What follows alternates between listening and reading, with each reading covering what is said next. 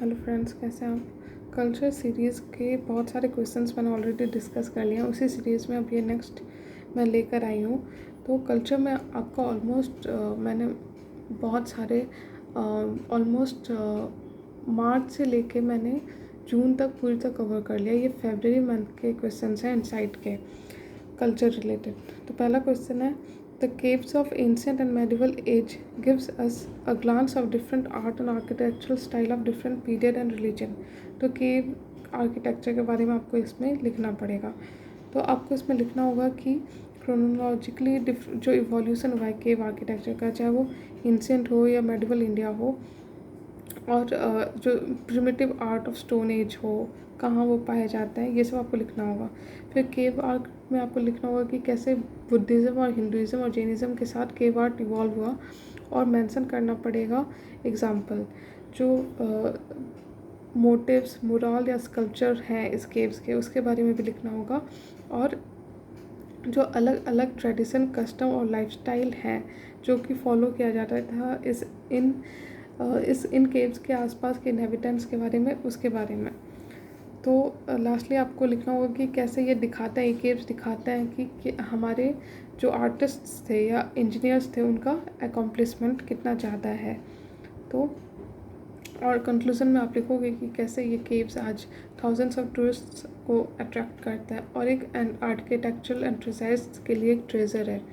ठीक है, तो पहले तो लिखोगे कि जो अर्लीस्ट केव्स, नेचुरल केव्स थे, वो पाए गए थे for purpose such as shrines and shelters. मतलब केव्स जो हैं वो मोस्टली यूज़ होते थे श्रिन्स के लिए, मतलब पूजा घर के लिए, और शेल्टर मतलब कि शेल्टर लेने के लिए, बचने के लिए, चाहे वो मौसम हो या ट्रेडर्स रुकते थे इसमें।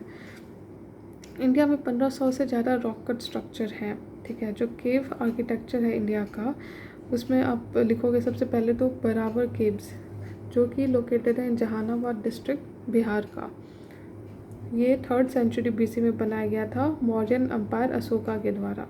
दूसरा चैत्य और विहारास, जो भी अर्ली केव टेम्पल्स हैं वो मोस्टली बुद्धिस्ट या Jain monks as a place of worship या रेसिडेंस के लिए यूज़ किया जाता है। विहारास जहाँ पे रहते थे और चैत्यास जहाँ पे पूजा करते थे। बुद्धिज़्म और केव आर्किटेक्चर जो है रिफ्लेक्ट करता है मतलब कि जो डेट्स हैं जहाँ जिसमें ये केव्स बनाए गए वो हैं 100 BC to 170 AD। Different forms of construction किए गए, जैसे वुडन कंस्ट्रक्शन। फिर जो एग्जांपल है बुद्धिस्ट केव आर्ट का, वो आपका होगा करला केव्स, कनेरी केव्स, भाजा केव्स, बेदसा केव्स और अजंता केव्स। उसी तरह हिंदुज़म में आप देखोगे तो कैलाश टेम्पल का एग्जांपल दोगे, cave temple number 16 of Ellora, उसके बारे में बताओगे। और ये सिचुएटेड है महाराष्ट्र में और यूनेस्को वर्ल्ड हेरिटेज साइट है। ये कंस्ट्रक्शन ऑफ मतलब ये जो कंस्ट्रक्शन हुआ था, ये हुआ था 8th सेंचुरी में किंग कृष्णा 1, मतलब कि जो राष्ट्रकूटा डायनेस्टी थी 756 से 773 तक, उस समय ये बना था। जहाँ तक जैनिज़्म का केव आर्किटेक्चर का बात है, उसका एग्जांपल होगा आपका एलोरा, एलिफेंटा और बादामी। ये 6th सेंचुरी से लेकर 12th सेंचुरी तक देखी गई है। सिद्धवंसल केव्स जो है वो भी एग्जांपल है जैन केव्स का। तो इस तरह से आप केव आर्किटेक्चर के बारे में बताएंगे। फिर नेक्स्ट है कि आपको बताना है फीचर्स क्या है गंधारा, मथुरा और अमरावती स्कूल ऑफ आर्ट्स का, और बताना होगा कि क्या ये वर्क जो है एंशिएंट स्कूल्स का सिर्फ रिलीजियस है या इससे ज़्यादा है। तो पहले तो आपको लिखना होगा कि कैसे डेवलपमेंट हुआ ऐसे इन स्कल्पचर का, इन स्कूल्स का, और इन 3 स्कूल्स का कैसे इमर्जेंस हुआ। तो आप लिखोगे गंधारा, मथुरा और अमरावती स्कूल ऑफ आर्ट के बारे में। ये जो है कहाँ थे, किस रीजन में थे, कौन इनका पैट्रोनेज था, मतलब किस राजा ने इनको और पैट्रोनेज दिया, फिर कैरेक्टरिस्टिक क्या है, मटेरियल क्या यूज़ किया है, और इन्फ्लुएंस कैसे किया गया है, मतलब इन्फ्लुएंस क्या क्या है, एक एक स्कूल में किस किस चीज़ का इन्फ्लुएंस है। फिर आप लिखोगे कि क्या क्या टाइप ऑफ इमेज प्रोड्यूस की गई है। आप डिटेल में लिखोगे नेचर ऑफ रिलीजियस आर्ट, लेकिन सेकुलर आर्ट के बारे में भी मेंशन करोगे। ठीक है, एग्जांपल्स के साथ ऑफ कोर्स आपको मेंशन करना होगा। और इस तरह से आप कहोगे कि ये कंक्लूज़न में कि ये रिलीजियस सिम्बॉल्स थे, लेकिन कई जगह पे यहाँ ये सेकुलर आर्ट की तरह भी यूज़ हुआ है। ठीक है, तो इंट्रोडक्शन में आप ये लिखोगे कि कैसे इवॉल्व हुआ है हमारा Indian art over thousands of centuries, चाहे वो पेंटिंग हो, आर्किटेक्चर हो या स्कल्पचर हो।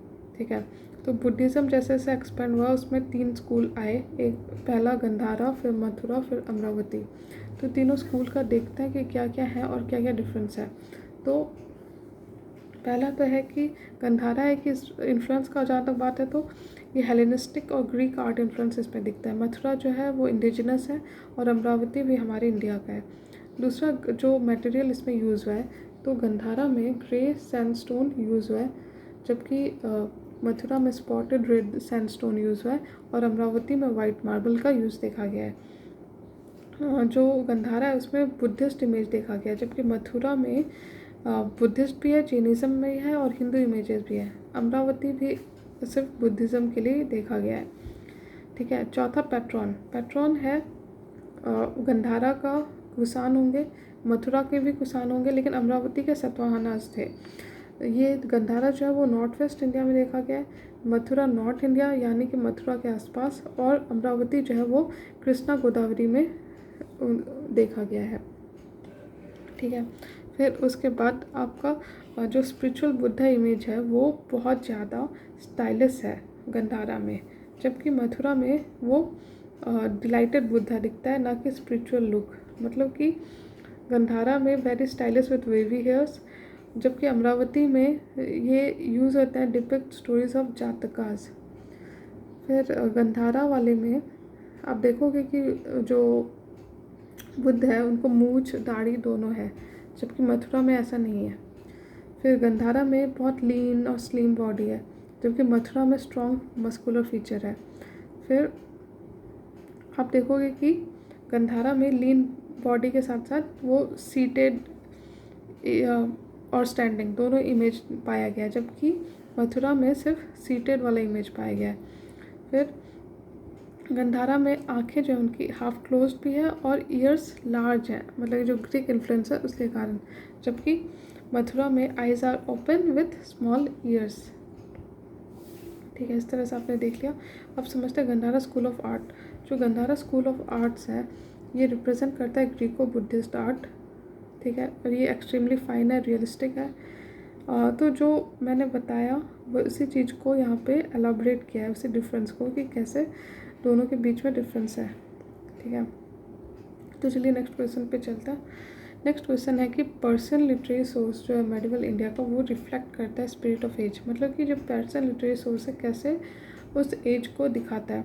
तो आप जो आंसर लिखेंगे उसमें कहोगे कि जो ऑरिजिन है पर्शियन लिटरेचर का वो देखा गया है with establishment of Turkish rule. आप लिखोगे कि कैसे लिटरेरी जो है वो रिफ्लेक्ट करता है spirit of age. Political aspect देखोगे तो जीनियोलॉजी ऑफ किंग कॉन्क्वेस्ट के बारे में बताओगे। इकोनॉमिक एस्पेक्ट देखोगे तो बताओगे कि जो रिफॉर्म क्या क्या हुए और फीचर क्या थी इकोनॉमी और अर्बन सिटीज़ की। सोशल एस्पेक्ट में लिखो बताओगे कि कैसे पर्सन सोर्सेज हेल्प करती थी बताने में, क्या रिलीजन था, क्या कस्टम था, क्या रिचुअल था, क्या डांस और म्यूज़िक था। और साथ में सब्सटेंशिएट करोगे अपने पॉइंट्स को बहुत सारे लिटरेरी वर्क्स, मतलब बिना बताए कि किसने लिखा क्या लिखा आप कैसे बताओगे।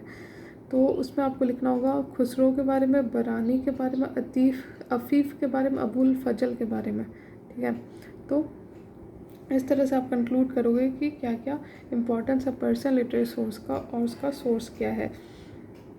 पर्शियन लिटरेरी सोर्स जो है वो जो दिल्ली सुल्ताने हैं उस समय से देखा गया, उस समय से बूस्ट मिला है। तो पर्शियन लिटरेरी सोर्स है वो रिफ्लेक्ट करता था मेडिवल इंडिया को। दिल्ली सुल्तानी का जो पीरियड था उसमें लिखा गया हिस्टोरिकल राइटिंग, जैसे बरानीज़ तारीख़ फिरोज शाही जो कि है जिसमें है हिस्ट्री ऑफ तुगलक डायनेस्टी। उसी तरह मिनहज उस सिरज ने लिखा है तबक़त नसरी जो कि मुस्लिम डायनेस्टी के हिस्ट्री के बारे में है। दूसरा एक्सचेंज ऑफ नॉलेज, मतलब कि संस्कृत एंड पर्सन जो है वो एक लिंक लैंग्वेज की तरह काम करता था दिल्ली सुल्ताने के लिए। जिया नक्शबी जो है वो पहला ट्रांसलेट है संस्कृत स्टोरीज इनटू पर्शियन। उसी तरह जो किताब है तुतु नामा या बुक ऑफ पैरट ये पॉपुलर हुआ और ट्रांसलेट हुआ टर्किश में और फिर उस बहुत सारे यूरोपियन लैंग्वेज में। बहुत सारे संस्कृत वर्क जो मेडिसिन और म्यूज़िक में थे वो भी ट्रांसलेट हुए पर्शियन में। उसके बाद आप बताओगे जो कवि थे अमीर खुसरो, वो बहुत बड़े पर्सन राइटर थे और उन्होंने बहुत सारे काम किए हैं। उन्होंने एक तरह से उन्होंने लिखा है तुगलकनामा, और जो कि बताता है गियासुद्दीन तुगलक के बारे में। उन्होंने एक नया पर्सन पोइट्री स्टाइल डेवलप किया जिसे कहते हैं सबक्के हिंद या फिर इंडियन स्टाइल। उसी तरह बहामनी किंगडम में देखा जाए तो महमूद कवन जो एक पर्सन मर्चेंट थे बहामनी सुल्तान के समय, वो पीक पे पहुंचा। उन्होंने बहुत सारे इंडोमेंट दिए to build a college at Bidar, जो कि हुआ था पर्शियन स्टाइल आर्किटेक्चर में।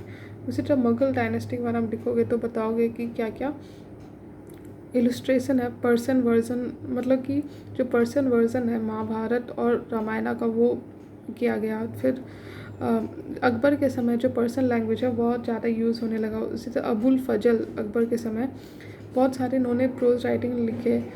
एनी अकबरी और जो अकबरनामा है वो ऑथर किया गया अबुल फजल के द्वारा। और बहुत लीडिंग पोइट बड़े पोइट जो थे वो यही अबुल फैजी थे। और अब्दुल अहमद हमीद लोहरी बादशाह नामा के ऑथर थे। ये शाहजहाँ ने करवाया था। मतलब कि जो हिस्ट्री है अकबरनामा के तरह एक हिस्ट्री के लिए अब्दुल हमीद लोहरी को रखा था शाहजहाँ ने। उसी तरह दारा सिखों के बारे में तो आपको मेंशन करना ही होगा कि कैसे उन्होंने ट्रांसलेट किया भगवद गीता और उपनिषद को पर्शियन लैंग्वेज में। बहुत सारे हिस्टोरिकल वर्क्स हैं जो कि लिखे गए हैं ड्यूरिंग औरंगजेब। बहुत फेमस डिक्शनरीज जो है पर्शियन लैंग्वेज के वो कंपाइल किए गए ड्यूरिंग मुगल पीरियड। इस तरह से हमने देखा कि पर्शियन जो है उस समय का एडमिनिस्ट्रेटिव लैंग्वेज बन गया था और इसलिए उसका डेवलपमेंट हुआ। नेक्स्ट क्वेश्चन है कि क्लासिकल लैंग्वेज क्या है और उनका क्लासिफिकेशन कैसे होता है। How are the classical languages being promoted, last part आपका ये होगा। तो पहले आप लिखोगे कि क्या क्या क्राइटेरिया है जिस पे बेसिस पे क्लासिकल स्टेटस दिया जाता है। जैसे कि हाई एंटिक्विटी होना चाहिए, हाई मतलब ओरिजिनलिटी होना चाहिए, इसमें डिसकंटिन्यूटी नहीं होना चाहिए। और फिर स्टेप्स क्या क्या लिए गए हैं, जैसे कि promotion of classical languages, awards, centre of excellence, role of UGC, grants for various classical languages, ये सब आपको मेंशन करना पड़ेगा। तो पहले तो बताइए कि क्लासिकल लैंग्वेज क्या है। ये क्लासिकल लैंग्वेज जो है इंडिपेंडेंट लिटरेरी ट्रेडिशन है जिसका कि लार्ज और एंशिएंट बॉडी हो रिटन लिटरेचर का। जो मिनिस्ट्री ऑफ कल्चर है उसके अनुसार ये 6 लैंग्वेज क्लासिकल स्टेटस में आते हैं। पहला है तमिल जो कि 2004 में डिक्लेयर हुआ, फिर संस्कृत 2005, कन्नड़ 2008, तेलुगु 2008, मलयालम 2013 और उड़िया 2014। लैंग्वेज जो डिक्लेयर होते हैं क्लासिकल उसको एचआरडी मिनिस्टर के द्वारा बेनिफिट्स दिया जाता है। ठीक है, तो गाइडलाइन क्या है फॉर डिक्लेयरिंग क्लासिकल। जैसे मैंने कहा हाई एंटिक्विटी होना चाहिए, body of ancient literature text होना चाहिए, फिर ओरिजिनल लिटरेरी ट्रेडिशन होना चाहिए, फिर language classical language and literature being distinct from modern. ठीक है, और प्रोमोशन जैसा मैंने बताया कि यूजीसी को यूज़ करना, centre of excellence of studies बनाना, इस तरह से। तो चलिए अब नेक्स्ट क्वेश्चन की तरफ चलता है। नेक्स्ट है कि रुक्मिणी देवी अरुणडेल के बारे में बताना। ये भरतनाट्यम की एक बहुत बड़ी आर्टिस्ट है, तो उनके बारे में बताना कि वो कैसे भरतनाट्यम को रिवाइव की और उसे ग्लोबल रिकॉग्निशन दिया। तो पहले तो आपको भरतनाट्यम के बारे में बताना होगा कि इसका जो ओरिजिनल सदीर स्टाइल था वो टेम्पल में होता था, देवदास सीज करती थी, तो एक तरह से इसको वल्गर आर्ट माना जाता था। लेकिन जब रुक्मिणी देवी रुंडेल आई उन्होंने इसको इतना पॉपुलराइज किया और ये जो एक स्टिग्मा अटैच था इसका वो हट गया। रुक्मिणी देवी ने इसको मॉडिफाई किया, mainly the Pandanallur style of Bharatanatyam, और वेस्ट के अटेंशन में इसको लाया। तो इस तरह से आपको बताना होगा कि कैसे रुक्मिणी देवी ने इस आर्ट फॉर्म को वापस रिवाइव किया। ठीक है, नेक्स्ट क्वेश्चन की तरफ चलता है। ये है कि the multitude of folklore legends and myths prevalent in various parts of India combined with local song and dance tradition results in मतलब कि जो अलग अलग फोल्कलोर है, लेजेंड है, मिथ है, मतलब कि हम लोग का इंडिया इतना डाइवर्स है, यहाँ पे अलग अलग सॉन्ग है, डांस ट्रेडिशन है, तो इस तरह से एक कॉम्पोजिट फोल्क डांस का डेवलपमेंट देखा गया है। तो हमें फोल्क डांस के बारे में बताना होगा कि इंडिया की डाइवर्सिटी और उसकी फोल्क डांस। तो फोल्क डांस जो है वो एक स्पॉन्टेनियस होता है, वो प्लान नहीं होता है कि कोई आदमी को, मतलब जो ट्राइबल डांस हुआ तो ट्राइबल्स अपने जब भी वैसा कुछ फेस्टिवल या ओकेजन होता है तो डांस करते हैं, तो इट्स वेरी स्पॉन्टेनियस, कभी वो प्लान नहीं होता। बाकी क्लासिकल डांस की तरह जो आप प्रैक्टिस करते हो उसके बाद परफॉर्म करते हो, यही सिंप्लिसिटी जो है इसका ब्यूटी है। और ये जो फोल्क डांस है, ये देखा गया कि अलग अलग लेजेंड उससे जुड़े हुए हैं, या लोर है या मिथ है, तो ये एक अलग ही तरह का आर्ट फॉर्म या कल्चर है जो कि क्लोजली ऑर्गेनिकली रिलेट करता है सोसाइटी को। तो जो कल्चरल कंटेम्प्रेरी सिग्निफिकेंस क्या है फोल्क डांस का इन इंडिया में? Culture, heritage, unique identity, expression of local art, form of livelihood to artist, promote harmony, historical significance and fusion with other dance। ये पॉइंट्स हैं directly relate करते हैं folk arts को। तो आप introduction में लिखोगे कि कैसे हमारा जो फोल्क डांस है वो बहुत पुरानी उसकी हिस्ट्री है, वो मतलब मोहनजोदारो में भी दिखा है और हड़प्पा में भी दिखा है। तो हमारा अभी क्लासिकल डांस तो आर्ट है, जिसमें कि होगा आपका भारतनाट्यम, कथकली, मोहिनीअट्टम, कुचिपुड़ी, कथक, मणिपुरी, ओडिसी एंड सत्रिया। लेकिन हमारे फोल्क डांस बहुत सारे हैं, जैसा आप ये देख सकते हैं फोल्क डांस। तो फोल्क डांस जो है वो रीजनली वेराई करते हैं, ठीक है, जो रूरल और ट्राइबल एरियाज से कनेक्ट करते हैं। ये ऐसे समय किया जाता है जब आदमी खुश होता है या कम्युनिटी खुश होती है, चाहे वो हार्वेस्टिंग का मौसम हो या बच्चे का जन्म हो या शादी हो, ठीक है। देखा गया कि हर स्टेट और रिलीजन या रीजन अलग अलग डांस स्टाइल और फोल्क म्यूज़िक फॉलो करता है। इसमें लोग एक साथ आते हैं, कई सारे डांस हैं जिसमें लोग एक साथ आते हैं और community as a whole perform करती है। जैसे हो गया भांगड़ा हो गया पंजाब का, रासलीला झूमर हो गया, एक कक्सर हो गया बस्तर का, चाव हो गया उड़ीसा का, बिहू हो गया असम का, थेयम हो गया मालाबार का, डोलू हो गया कर्नाटक का, उसी तरह मुडियट्टू है केरला का, कालबेलिया है फिर राजस्थान का, चौ है। तो ये सब जो ये मुडियट्टू, कालबेलिया और चौ को यूनेस्कोस रिप्रेजेंटेटिव लिस्ट में इंटेंजिबल कल्चरल हेरिटेज में लिस्ट किया गया है, बेसिकली इनको चूज़ किया गया है। नेक्स्ट है कि लिंक क्या है फोल्क डांस और कल्चर के साथ। तो मोस्टली ये डांस इसलिए किए जाते हैं ताकि भगवान को खुश करना है, उनका डिवाइन इंटरवेंशन चाहिए, उनका हेल्प चाहिए। दूसरा कि depiction of good over evil, मतलब कि कैसे जो वार है अच्छाई और बुराई में, उसमें अच्छाई हमेशा जीतता है। जैसे कि बर्डो चाम हुआ जो कि सेरडुकपेन ट्राइब परफॉर्म करता है अरुणाचल प्रदेश में। फिर बाकी कुछ फोल्क डांस है वो हार्वेस्टिंग क्रॉप से रिलेट करते हैं, जैसे भांगड़ा और गिद्दा हो गया पंजाब का, फिर पुलिकली हो गया जो कि ओनम के समय होता है, फिर पोनुंग हो गया जो कि अरुणाचल प्रदेश में है। उसके अलावा कुछ परफॉर्मेंस किसी फेस्टिवल्स के समय होते हैं, जैसे रासलीला हो गया जो कि यूपी में देखा गया, बिहू हो गया असम का, भुइयाँ हो गया अरुणाचल प्रदेश का। जो बाकी रीज़न है जिसके कारण फोल्क डांस का ग्रोथ होता है या करती है कम्युनिटी, वो है नेचर को सेलिब्रेट करने के लिए। जैसे कि ये बागुरुम्बा, ये जो है ये basically is believe to have inspired from nature. इसको जो क्लासिफाइड है इनटू डिफरेंट डांस फॉर्म, हर एक जो क्लासिफिकेशन है वो नेचर पे बेस्ड है, जैसे कि एनिमल, प्लांट, बर्ड। फिर बाकी रीजन जो जिसके कारण डांस होता है वो है रिलैक्स करने के लिए, community as a whole relax करती है, जैसे झूमर हो गया ट्राइबल कम्युनिटी का। बाकी रीज़न है showcase of rich tradition and culture, जैसे कि ओजा पाली हो गया असम का, चेराओ डांस हो गया मिजोरम का। फिर नेक्स्ट की हम लोग जब किसी डाइटी को वर्शिप करना चाहते हैं या उनको रेस्पेक्ट देना चाहते हैं, जैसे कि नोंगक्रैम डांस है मेघालय का।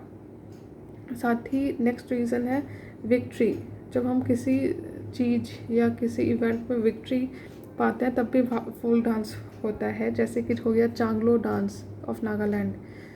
वेडिंग, शादी के लिए भी अलग अलग फोक डांस है, जैसे कि मटकी folk dance of Madhya Pradesh, फिर मारूनी है सिक्किम वेडिंग में। तो इस तरह से हमने देखा कि कैसे फोक डांस का कारण क्या होता है, अलग अलग रीज़न, और जो अलग अलग फीचर्स हैं हमारे फोक डांस का, उसमें हम लोग को डाइवर्सिटी दिखती है। नेक्स्ट क्वेश्चन है कि हमें ट्रेस करना है डेवलपमेंट ऑफ केमिस्ट्री और केमिकल साइंस इन एंशिएंट इंडिया। ठीक है, तो ये इसलिए क्योंकि अभी रिसेंटली आचार्य प्रफुल्ल चंद्र रॉय जो थे, जो कि एक इंडियन केमिस्ट थे फेमस, और एक हिस्टोरियन थे केमिस्ट्री में, उनके बारे में चर्चा हुई। तो इसीलिए तो पहले केमिस्ट्री का जहाँ तक बात है, साइंस का जहाँ तक बात है, तो वो बहुत अर्ली पीरियड से देखा गया, चाहे वो प्री वैदिक एज हो, मतलब कि स्टेज अप टू 1500 BC, या जो कि इंक्लूड करेगा हड़प्पन पीरियड, या फिर वैदिक या आयुर्वेदिक पीरियड हो गया, जो कि वह 700 CE तक। उसी तरह द ट्रांजिशनल पीरियड हो गया फ्रॉम 700 CE टू 1100 CE। फिर चौथा the tantric period from 700 CE to 1300 CE, और फिर इलेक्ट्रोकेमिकल पीरियड हुआ आपका 1300 CE से 1600 CE। तो फिर आपको इसमें मेंशन करना होगा क्या क्या टेक्निक है, डेवलपमेंट और अचीवमेंट है। ठीक है, तो इसको हम लोग नेक्स्ट क्वेश्चन में कंप्लीट करेंगे। अभी के लिए इतना ही, थैंक यू।